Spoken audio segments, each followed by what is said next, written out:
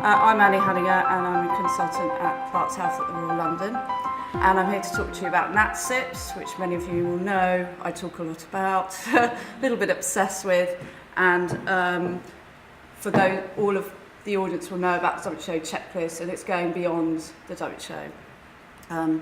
There's a few people I need to thank, some of whom are in the audience, Helen and Rachel, people that have helped me along the way, but that's just really no conflict. So what are NatSSIPs? Well, NatSSIPs are the National Safety Standards for invasive procedures, and I hope when Matilda had her surgery they were followed.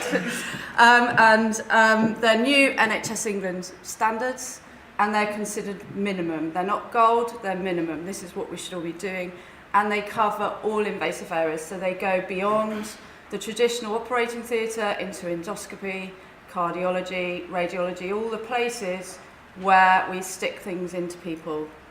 And the aim of them is to reduce harm and never events. And to make it easier to think which procedures is this relevant to, we've said all procedures where consent is required. So not a cannula, not a urinary catheter, but anything else where you take consent, you should be thinking about these new standards. We're here today at an education meeting, and the document has three big things that it talks about: standardize, harmonize, and educate. And it is education, which is our business today, and learning and creating a learning system, and that's central to this document, to reduce variation and create learning. So that's why I called this talk Beyond the Checklist. The checklist came out in 2008. We all know the evidence that goes with that, how it has improved safety, but we're now nearly in 2017. I know it's not quite 2017, but it will be by the time we all take action, so I've put 2017. We know checklists help reduce error, but what is good about the document is we know a checklist isn't enough. You've got to consider human factors, the culture, the team, and quality improvement, and that is what this document brings. It doesn't say implement and go away and tick a box. It's not about compliance. It's about understanding what makes the WHO checklist work, and the situations where it's really worked is where they've thought about human factors, culture, and teamwork. And it's not just down to one individual, it's the team, the system, and the organisation that makes the standards. This is how we work here. And so the three things it talks about is standardise, harmonise, and educate. So there are in the document 13 standards, but we've created 15. So we've created 2 extra standards for sustainment. They are induction. So that's your local induction. So when people come to work in invasive areas, in the past, they'd pretty much walk in off the street and start operating. This is about that they go through, this is how we work safely, and they have a local induction and orientation before they work, and that's your standard. And the other extra one is team training, which is, again, a lot of what we do, everyone at this conference, about education for the team. The other good thing about the document is it's not just your sequential steps in the patient pathway. So there are 8 sequential steps.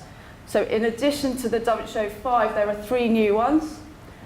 Those being site marking or procedural verification, prosthesis verification, and prevention of retained foreign objects. But it also includes organisational standards.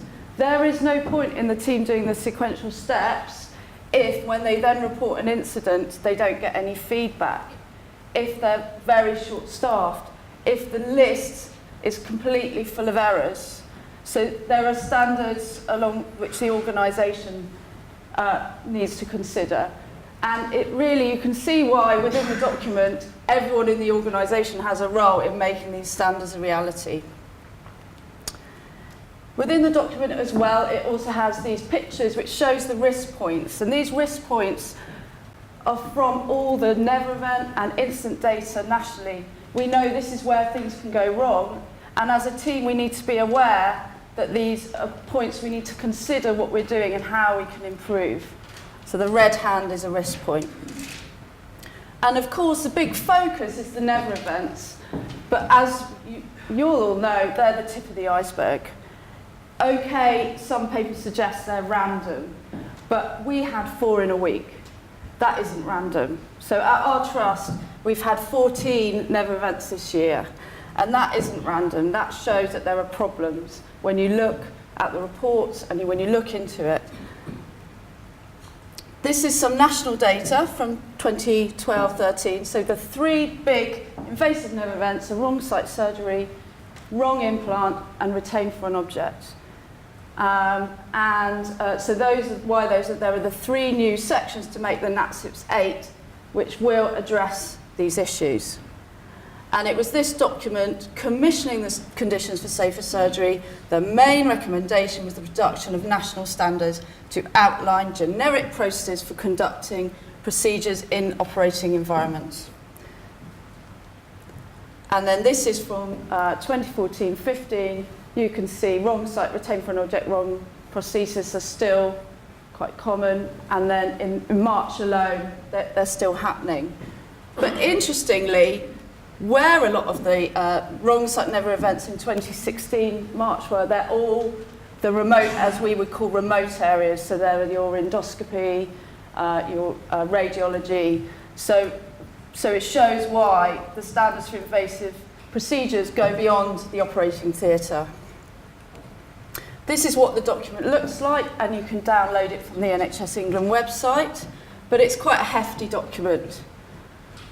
So if you think about, you all know the Swiss cheese model, but if you think about how a wrong site surgery occurs, it's more than one thing. So there's a pre-op checklist at our trust, which most trusts would have. It wasn't completed.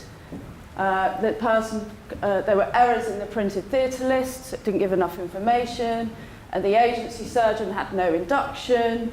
They were marked and consented by the night team, and then they went home, the night team. The patient had handwritten wristbands that were smudged. The list was overbooked, and they were too busy to do a team brief. And you can see how it all lines up and goes wrong. And so it's so much more than what the theatre team's doing that makes safer surgery.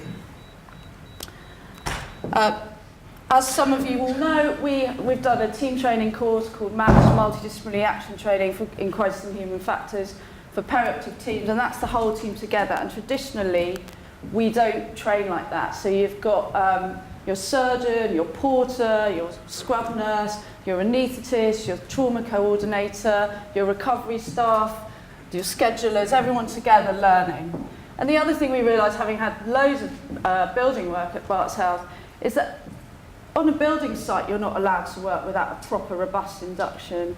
And yet, in medical care, induction, not the trust induction when you learn about fire for the 10th time, the local induction isn't really seen as a standard. So those are our 2 new ones, which we think are essential for sustainment.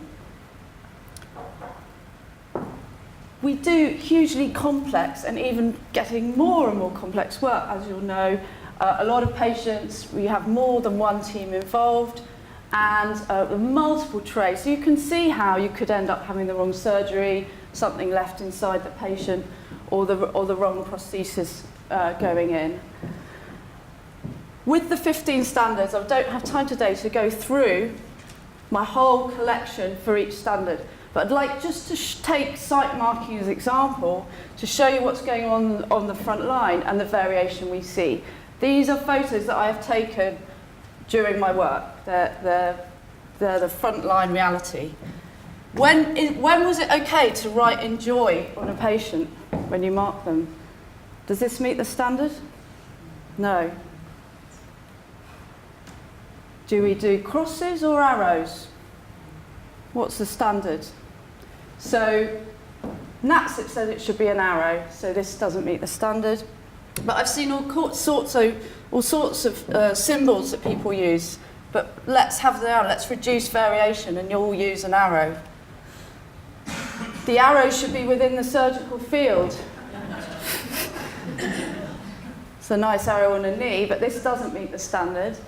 And NatSSIPs also says generally text isn't allowed. So in our generic standard, there's no text. There are some specialties where text is useful, and there's a reason to do it. And in our longer standard, we go into that detail. But we've had to consult the specialties to understand when is text important and when isn't it. What does the AS mean? Is it the surgeon's initials? Is it anterior superior? No one knows, actually. So again, it's really looking at what are we doing and why. In plastics, when there's been a lot of wrong digit surgeries, they mark the end of the finger as well as the hand to show which finger they're operating on. But in orthopedics, they don't always do that. So the other thing about the document is this harmonization. We don't work in silo specialties. We work as a team, and the standard needs to go across the team, across organisations and across the healthcare system. So that's the harmonisation. This page is marked with a biro. Do you think biros are designed to mark patients? They're pretty painful, actually, having a mark with a biro. And a lot of people say, well, it's pretty obvious where you're operating. But a lot of patients have multiple things going on. And what's our standard? We should mark. And then, of course, with a biro, as soon as you prep the area, it rubs off, because it wasn't designed to do that. So marking can be used to mark the site or the side. So in urology, they've got a really good idea where when they're putting in a right-sided stent, they mark the arm, and that isn't covered by drapes, and then they can use that to verify at time at the side. But sometimes some of them mark the torso and some of them mark the arm. But this person said, look, we'll do both because Annie's there. But what's the standard? What are we doing? Let's all do the same. Also, this doesn't meet the standard, the NatSSIP standard, because NatSSIPs wants an electronic wristband, and this is a handwritten wristband. So everything should be electronic. The wristband should match the list, and then you can get blood easily and everything, and that's the standard. And we all know that's best practice, but this is making it the standard. We've had a lot of wrong site tooth extractions, and you can see this system isn't working. The swabs, 5 swabs in blue, is not the tooth. So the design of our system is wrong. So you can see, you know, it's not just what the team's doing, it's the design of the processes around how we work to help us be safer, and that's where the human factors, designing to be safe comes in. NatSSIP says laterality should be written in full, but this person's just crossed out R and put L. Do not let them into your anaesthetic room and into your theatres. But this is happening all the time, and it's about discipline around the consenting process. And then, oh, we've got the wrong side, we'll just cross it out and put the other side. NatSSIP says the list should be reprinted. And that may cause problems in your organisation. You may need to get a scheduler actually to work in theatres where you can talk to them and get them to reprint. But the importance of scheduling is very clear from the document. So what we've done is we know who here has read their local site marking policy. No one reads these policies. They're hidden on the intranet. They're way too long. So we've tried to make it much more quick and simple, so you get the main points with a sort of headline and strap line. And then we've tried to, as the document suggests, use quality improvement methodology to understand it. So what are we trying to accomplish? Well, that our patients are marked to the standard, and then we assess baseline performance, do a driver diagram. And one of the big issues with the marking is that there were no pens provided by the organisation, certainly not in the ACAT, in the day surgery unit. So it can be simple things that make it possible. And then we did some baseline data, and I think benchmarking's really well. I mean, MaxVat's really not happy not to be better than orthopaedics. That's what you've got to do, create a bit of a competition. So you see 100% of orthopaedic patients were marked, but these are the parts of the standard, marked by the primary or secondary surgeon, indelible ink, matches list, matches consent, non-op side, free of markings. Some people write not this side on the leg, but that's confusing, and visible within the surgical field. So that sort of thing can really drive improvement. The second standard I'm just going to briefly touch on is prosthesis verification. And it was good that we got permission to use this for this, but you know, we are putting the wrong implants in people, and as a local resident, I saw this when I was biking home. Surgeons give patient wrong knee replacement. And it's happened at a lot of trusts, including mine. But the worst thing about this was, whilst updating the National Joint Registry, I noticed that a patient had a femoral component intended for use in the right was inserted into the left. The patient seemed to be fine, but the investigation showed a lack of process to ensure that correct components were inserted. The worst thing about this was we'd had pretty much the same level event the year before, but none of the learning had been embedded. And we all know this from our governance systems, they're not robust enough at making that change. The best people to design a system change to make this better are the people that put in the implants or the prostheses, the team themselves. So, yeah, awkward, that was. They've designed a checklist that they've designed, and then they have a sign-in, so before the patient's asleep, they check what prostheses are available, if we've got the sizes, what are we doing. Then they have a sign-out for the prosthesis, a time-out. So similar to the doctor where they check it and they have a team focus, they stop, that hand was going to stop, we're going to focus, we're going to check. And then the sign-out where they actually put it into the register early and make sure the documentation is complete. How many seconds do you think this takes? 13 seconds. Has anyone done a never event report? You're talking 20 hours. And the poor patient, of course. So, you know, this is definitely worth doing. So it's not really what you do in getting these standards. You can say, right, implement, but it's getting people involved and writing them and listening to the problems. And then really using near misses and never met stories both locally and nationally to inform the standard. People like standards when they can see that it's going to change for the better. And I think the photos have really helped me to sell the story. We had an event called the Final Cut where we had a table for each standard and we got everyone writing them. Copying someone else's standards won't have the same effect, so I think you really need to get everyone together to write them and think about why are we doing this, what happens if we don't. And again, it's really important to keep working with the teams, get out there on the front line and see what the issues are. The governance standards is difficult. You know, the organisation standards are much more difficult than the sequential, but without them, you're not going to create the learning system and memory that we keep wanting to create. And it's as important to learn from no harm incidents as the harmful ones. And in most trusts, there's not a robust procedure for looking at no harm incidents. And if you look at other high reliability industries, of course they do. So we've got this headline booklet. So for each standard, there's the front page headline, which is the easy read, which you can give out at induction, a similar version. And you can download it from that website. I've got a few copies in my bag. So just to go over the 15 standards there, they are sequential and organisational. And I just want to show you our short video which sums up. But you can download from YouTube as well. I can give you the link.